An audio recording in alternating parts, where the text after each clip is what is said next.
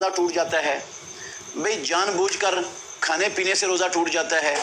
इसी तरह जानबूझकर बंदा इज़्दवाजी ताल्लुक़ कायम कर ले बीवी से, इससे भी रोज़ा उसका ख़त्म हो जाता है, रोज़ा टूट जाता है। ताकत का टीका, इंजेक्शन जो इंसानी जिस्म को तक़वियत देता है वो लगाने से रोज़ा टूट जाता है। ग्लूकोज़ की बोतल लगाने से रोज़ा टूट जाता है। ये चीज़ें हैं जो रोज़े को तोड़ देती हैं।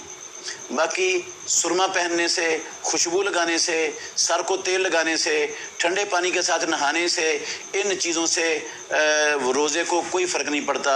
मिसवाक करने से, टूथ ब्रश और टूथ पेस्ट करने से कोई फ़र्क नहीं पड़ता रोज़े को, रोज़ा नहीं टूटता इन चीज़ों से। फौत शुदगान की तस्वीर यादगार के तौर पर रखना कैसा है?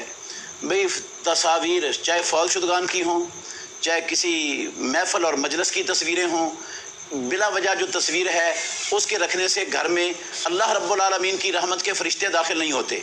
रसूल मुकर्रम सल्लल्लाहु अलैहि वसल्लम ने फरमाया, जिस घर के अंदर तस्वीर हो उस घर में रहमत का फरिश्ता नहीं आता, तस्वीर हो या कुत्ता हो।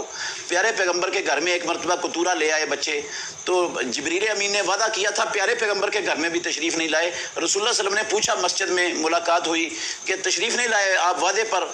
कहा, जिस घर में कुत्ता हो या तस्वीर हो हम उस घर में दाखिल नहीं हो सकते।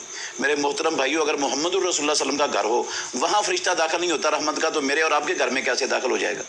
तो ये तस्वीर बुज़ुर्गों की, फौत शुदगान की, या किसी भी शादी की महफ़िल की, या किसी भी मजलिस की, इनको यादगार के तौर पर रखना ये इस्लाम के अंदर हलाल और जायज़ नहीं है। रहमत के फ़रिश्तों की राह में बहुत बड़ी रुकावट है। सिर्फ मजबूरी की हद तक जो तस्वीर हैं जिनके बगैर चारा नहीं है, इंशाअल्लाह उस पर अल्लाह रब्बुल आलमीन की पकड़ नहीं होगी और वो रहमत के फ़रिश्तों के लिए रुकावट इंशाअल्लाह नहीं बनेगी, क्योंकि अल्लाह ने कहा है फत्तकुल्लाह मस्ततातुम ला युकल्लिफुल्लाहु नफ्सन इल्ला वुसाहा।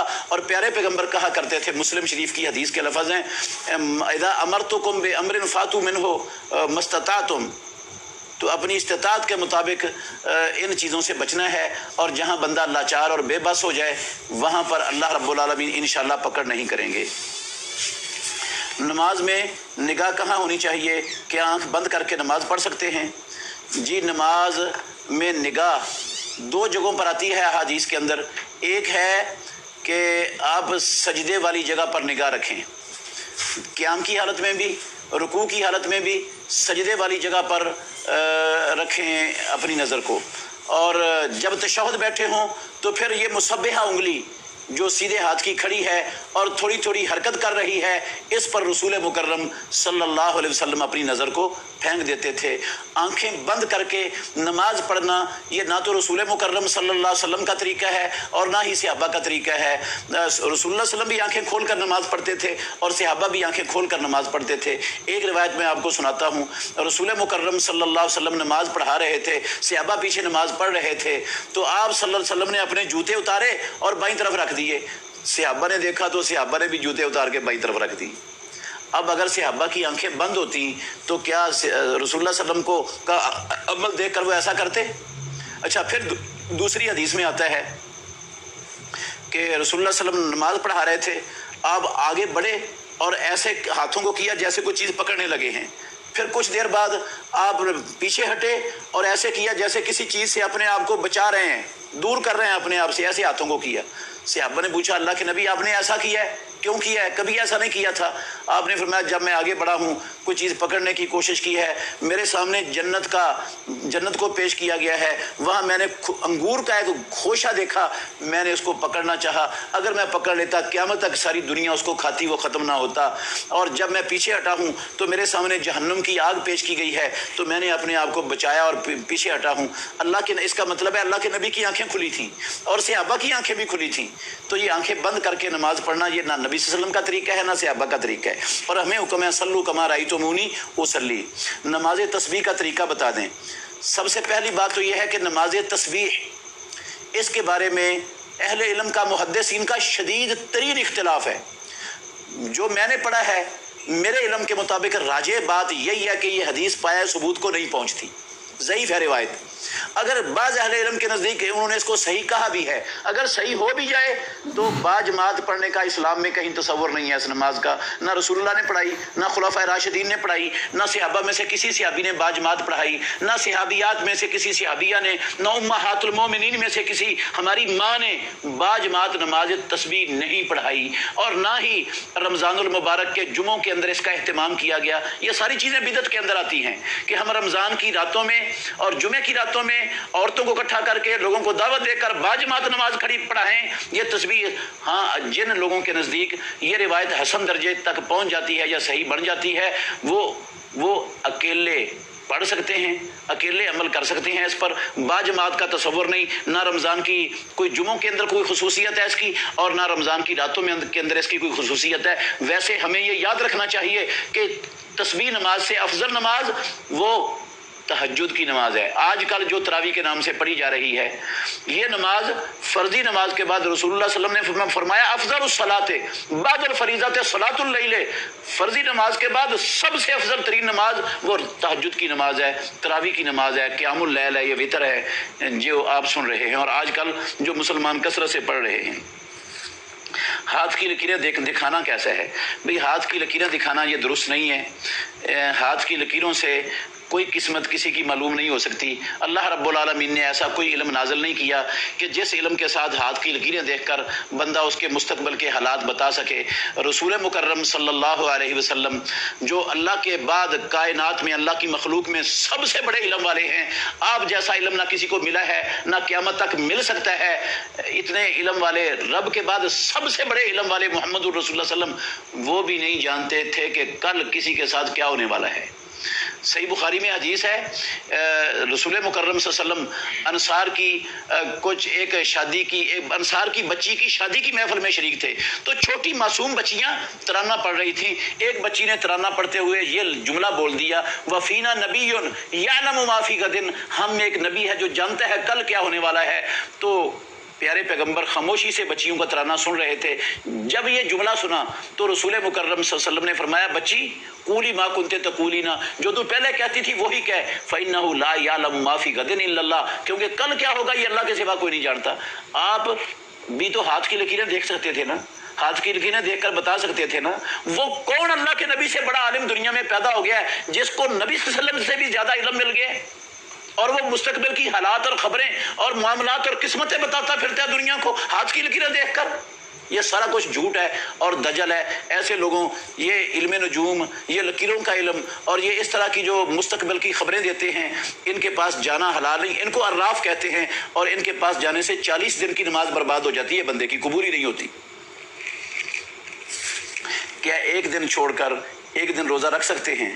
جی ہاں، یہ داؤد علیہ السلام کے روزے تھے، وہ ایک دن چھوڑ کر ایک دن روزہ رکھتے تھے، اس کی اجازت دی ہے۔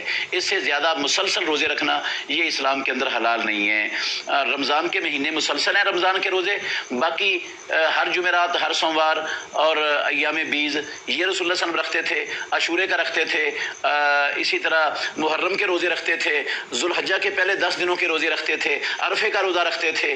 تو یہ روزے ہیں، شعبان کے پہلے 15 روزے اہتمام سے رکھتے تھے، تو یہ نفلی روزے رکھ سکتے ہیں آپ۔ اور ان کے بعد سب سے افضل روزے وہ صیام داؤد ہیں، وہ ایک دن روزہ رکھتے تھے اور ایک دن ناگا کرتے تھے۔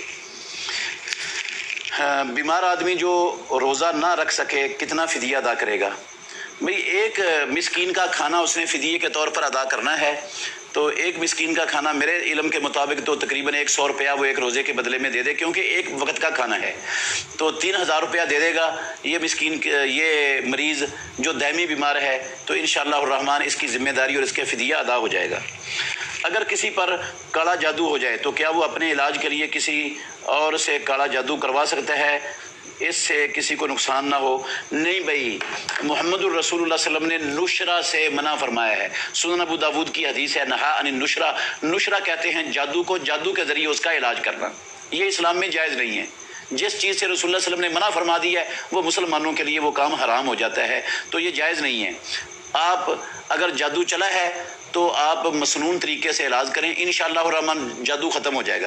علاج میں آپ کو بتاتا ہوں، آسان سا ہے، مفت بتا رہا ہوں، اللہ کے فضل سے کوئی نہیں بتائے گا آپ کو یہ۔ آپ سورہ فاتحہ پڑھیں، नंबर 1। उसके बाद आयतुल कुर्सी पढ़ें 2। उसके बाद सूरह बकरा की आखिरी 2 आयतें पढ़ें, आमन रसूलों से लेकर आखिर तक। उसके बाद सूरह इखलास, फिर सूरह फलक, फिर सूरह वन्नास। ये 6 चीज़ें हो गई। इन 6 चीज़ों को इसी तरतीब से एक एक मरतबा पढ़ें और जो शख्स मुतासिर है उसको फूंक दें, फिर दोबारा एक एक मरतबा पढ़ें, फिर फूंक दें। 3 मरतबा या 5 मरतबा या 7 मरतबा मरीज़ को दम करें, सुबह भी करें, शाम भी करें। इंशाअल्लाहुर रहमान बेफज़लिल्लाह ताला जादू नहीं रहेगा, ना काला रहेगा, ना पीला रहेगा, ना नीला रहेगा, ना किसी किस्म का जादू नहीं रहेगा। दफ़ा हो जाएगा जादू। रसूल मुकर्रम सल्लल्लाहु अलैहि वसल्लम पर जब जादू हुआ है, अल्लाह ने यही मुअव्वज़तैन नाज़िल की हैं, आपने वो पढ़ा है और जादू दफ़ा हो गया, ख़त्म हो गया है। तो इसके साथ साथ मैं ये मशवरा देता हूँ ऐसे लोगों को जो इस मर्ज़ का शिकार हैं, इसमें मुब्तला हैं, एक तो सुबह के, शाम के, रात को सोने के, नमाज़ों के बाद के अज़कार का बहुत ज़्यादा अहतमाम करें अपनी ज़िंदगियों में। नंबर 2, अपने घर के अंदर सूरह बकरा की तिलावत कसरत से करें, और अगर कसरत से नहीं कर सकते तो मोबाइल पर या कंप्यूटर पर, लैपटॉप पर बुलंद आवाज़ से चला दें। सारा दिन सूरह बकरा की तिलावत घर में चलती रहे। ये अज़कार वाला और सूरह बकरा की तिलावत वाला अमल भी अगर साथ कर लेंगे तो इंशाअल्लाह रहमान बहुत जल्द फ़ायदे की उम्मीद है। नमाज में छींक का जवाब कैसे दें? भाई, नमाज में छींक का जवाब नहीं देना, क्योंकि ये छींक का जवाब देने से कलाम हो जाती है और कलाम नमाज में मना कर दिया गया है। शुरू इस्लाम में नमाज के अंदर कलाम करनी जायज़ थी। जब ये आयत उतरी ना सूरह बकरा की, हाफ़िज़ू अलस्सलावाति वस्सलातिल वुस्ता वक़ूमू लिल्लाहि क़ानितीन, तो सहाबा कहते हैं उमिरना बिस्सुकूत व नुहीना अनिल कलाम। सही बुखारी की हदीस है, हमें खामोशी का हुक्म दे दिया गया और कलाम से हमें रोक दिया गया, मना कर दिया गया। तो ये जो है ना कलाम बन जाता है, इसलिए जायज़ नहीं है। अलबत्ता जिसको छींक आई है वो अपने मुँह में अल्हम्दुलिल्लाह कह सकता है, बाकी किसी ने यरहमुकल्लाह वाला जवाब नहीं देना, ना इसने मज़ीद उसके जवाब का जवाब देना है। ये नमाज के अलावा है।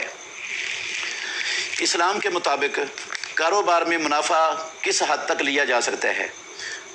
इस्लाम ने कारोबार में, हलाल कारोबार में मुनाफे की कोई शरह मुकर्रर नहीं फरमाई। ना कुरान मजीद में अल्लाह ने इसकी शरह मुकर्रर की है, ना इमामुल अंबिया मुहम्मदुर रसूलुल्लाह सल्लल्लाहु अलैहि वसल्लम ने इस मुनाफे की कोई शरह मुकर्रर की है, और ना ही खुलाफाए राशिदीन में से किसी खलीफा राशिद ने मुनाफे की कोई शरह मुकर्रर की है मुसलमानों के लिए। तो जिसकी शरह अल्लाह और उसके रसूल ने मुकर्रर नहीं की, हम अपनी तरफ से मुकर्रर नहीं कर सकते। मुनासब जो चीज़ का बनाने वाला है, जो मुनासिब समझता है वो मुनासिब ले सकता है मुनाफा। उसकी हद कोई नहीं है कि इससे ज़्यादा लेगा तो जुल्म होगा, या इससे ज़्यादा लेगा तो हराम होगा, या ये मामला होगा, ऐसा नहीं है। मुनासिब मुनाफा ले सकता है, इसमें शरीयत ने कोई हद बंदी नहीं की, इसलिए हम भी नहीं कर सकते। फ़ी तोला पर ज़कात की शरह बता दें। भाई, अगर सोना आपके पास 20 दिनार को पहुंच गया है, या चांदी 200 दिरहम तक पहुंच गई है, तो फिर आप पर ज़कात फ़र्ज़ है। अगर 200 दिरहम से कम चांदी है या 20 दिनार से कम सोना है तो फिर ज़कात फ़र्ज़ नहीं है आप पर। 1 तोले पर, 2 तोले पर, 3 तोले पर, 4 तोले पर, 5 तोले भी सोना है, 5.5 तोले भी सोना है तो ज़कात फ़र्ज़ नहीं होती। ज़कात फ़र्ज़ होती है कम अज़ कम बंदे के पास 6 तोले सोना हो। ये 20 दिनार का सही और तहकीकी वज़न डॉक्टर अब्दुल्ला तैयार अल कसीम सऊदी अरब के शहर के बहुत बड़े आलिम हैं, उन्होंने, और अबू बकर जाबर अल जज़ायरी रहमतुल्लाह अलैह मस्जिद नबवी के अंदर दरस दिया करते थे। उनकी किताब में उन्होंने, और पाकिस्तान के भी कई उलमा ने इसका वज़न निकाला है 20 दिनार का 70 ग्राम। तो 70 ग्राम 6 तोले बनता है। कम अज़ कम 6 तोले सोना हो बंदे के पास तो फिर ज़कात फ़र्ज़ होती है। और ज़कात देने का तरीका ये है कि आप उस सोने का 40वां हिस्सा दे दें। मसलन 40 तोले सोना आपके घर में है तो 1 तोला जो है ना वो ज़कात दे दें, आपकी ज़कात अदा हो गई। और अगर आप पैसों की शक्ल में देना चाहते हैं तो उस सोने की कीमत बना लें किसी ज़रगर से। फ़ी लाख, जितने लाख कीमत बन जाए उसकी फ़ी लाख 2500 रुपया ज़कात दे दें हर लाख के पीछे। तो ये तरीका है ज़कात देने का, सोने की और चांदी की। चांदी का निसाब 20 दिनार अपना 200 दिरहम है, और 200 दिरहम का जो सही और तहकीकी वज़न है वो बनता है 40 तोले, तकरीबन 460 ग्राम। اور پیسے بھی بندے کے پاس اگر 460 گرام چاندی کے برابر ہیں، سال گزر چکا ہے، تو اس میں سے اس کو زکوٰۃ ادا کرنی چاہیے۔ میرے شوہر نے مجھے طلاق دے دی تھی، ایک بیٹا ہے جو میرے پاس ہے، اس کے باپ نے 2 مزید شادیاں کر رکھی ہیں، لیکن وہ اخراجات ادا نہیں کرتا، کیا یہ اخراجات بچے کے باپ کی ذمہ داری نہیں؟ بالکل یہ باپ کی ذمہ داری ہے۔ اگر وہ یہ اخراجات ادا نہیں کرتا تو یہ ظالم ہے، مجرم ہے، قیامت والے دن یہ پکڑا جائے گا اور یہ حق تلفی اس کو بہت مہنگی پڑے گی، جان نہیں چھوٹے گی اس کی، اپنی نیکیاں دینی پڑیں گی یا دوسروں کے گناہ اپنے ذمے لے کر جہنم میں جانا پڑے گا۔ معاملہ بڑا سنگین ہے۔ طلاق ہوئی ہے بیوی کو، بیٹے کو طلاق نہیں ہوئی، نہ بیٹے سے رشتہ ختم ہوا ہے، وہ رشتہ ہمیشہ سے اس کے ساتھ قائم ہے، اور جتنی اس کی ضروریات اخراجات ہیں وہ سارے کا سارا اس کے ذمہ قرض ہیں، اور جب تک یہ قرض ادا نہیں ہوگا قیامت تک اس کی جان نہیں چھوٹے گی کبھی بھی۔ روزہ کھولنے کی دعا کی وضاحت کر دیں، کب پڑھی جائے گی؟ بھئی روزہ کھولنے کی جو دعا مشہور ہے نا، ذہب الظمأ وابتلت العروق وثبت الاجر انشاءاللہ، یہ دعا صحیح سند سے ثابت ہے۔ عام جو دعا ہمارے معاشرے میں معروف ہے، اللہم انی لک صمت وعلی رزقک افطرت، یہ والی دعا اس کی سند ضعیف ہے، یہ پایا ثبوت کو نہیں پہنچتی، اللہ کے نبی سے ثابت نہیں ہے۔ جو ثابت ہے وہ ہے ذہب الظمأ، اس کا معنی ہے پیاس چلی گئی یا چلی جائے، اور وابتلت العروق، رگیں تر ہو گئیں یا ہو جائیں، اور ثبت الاجر، انشاءاللہ اللہ چاہے تو اجر ثابت ہو جائے یا ثابت ہو گیا۔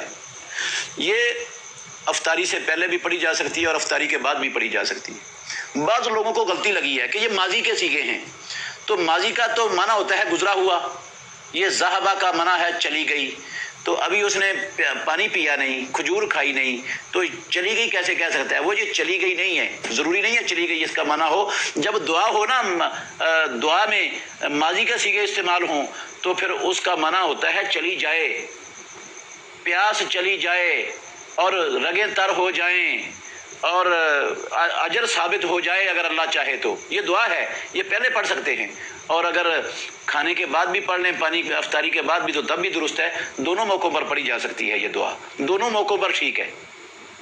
یہ اسی طرح ہے بالکل جس طرح ہم کسی فوت شدہ انسان کا نام لیتے ہیں تو کہتے ہیں رحمہ اللہ، اللہ رحمہ، یہ فعل ماضی کا صیغہ ہے، اس کا لفظی معنی ہے اللہ نے اس پر رحم کر دیا۔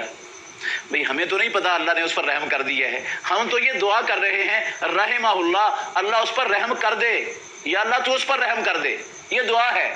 تو اسی طرح جس طرح رحمہ اللہ یہ ماضی کا صیغہ دعا ہے کہ اس کا معنی ہوتا ہے رحم کر دے، اسی طرح یہاں پر معنی ہے